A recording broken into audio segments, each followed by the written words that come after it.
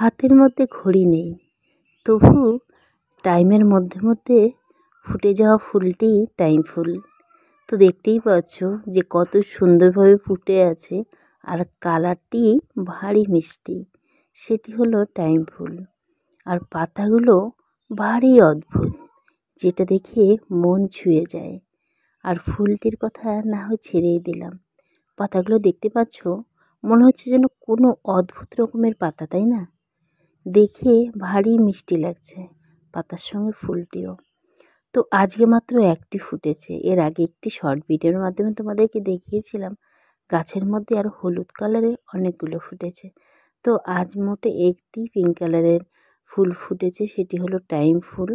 আর ভারী অদ্ভুত লাগে এই ফুলটি দেখে, যে একদম টাইমের মধ্যে মধ্যে ফুলটি ফুটে যায়। প্রকৃতির কি অদ্ভুত রকমের খেলা, তাই না? যে এদের কাছে কিন্তু ঘড়ি নেই, আমরা কিন্তু ঘড়ি দেখে কত কিছু সময় আর কি নির্ধারণ করি।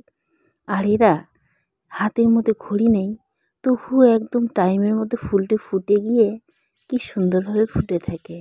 আর রোজ সেই টাইম মতো ফুটে সকাল টাইমে, আর কি সুন্দর লাগছে দেখতে পাচ্ছ।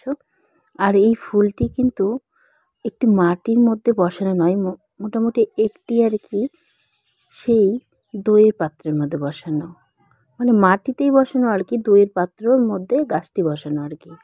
তো দেখতে পাচ্ছ যে দইয়ের পাত্রের মধ্যে গাছটি বসানো, আর গাছটি কি সুন্দরভাবে ছেয়ে গেছে। আর ফুলগুলো কিন্তু অনেক ফুটে গাছের মধ্যে। তবে আজ তোমাদেরকে ক্যামেরা বন্দি করে দেখাচ্ছি মোটে একটি ফুল, কিন্তু এই গাছের মধ্যে অনেকগুলো করে ফুল ফোটে রোজ। তবে অন্য সময় তোমাদেরকে দেখাবো যে কতগুলো ফুল ফোটে।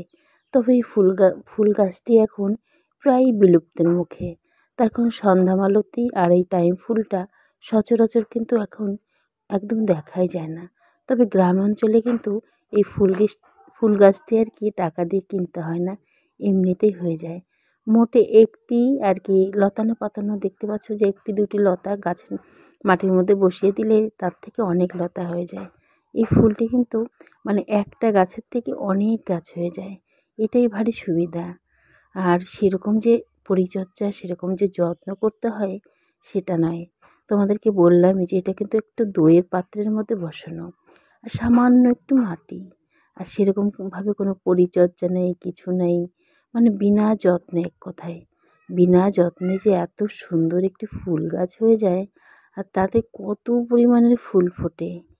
তবে আর ফুলগুলোও যে একদম খারাপ লাগছে দেখতে তা নয়, ভারী সুন্দর লাগে। আর তার থেকে বড় কথা, এই পাতাগুলো আমার ভারী মিষ্টি লাগে।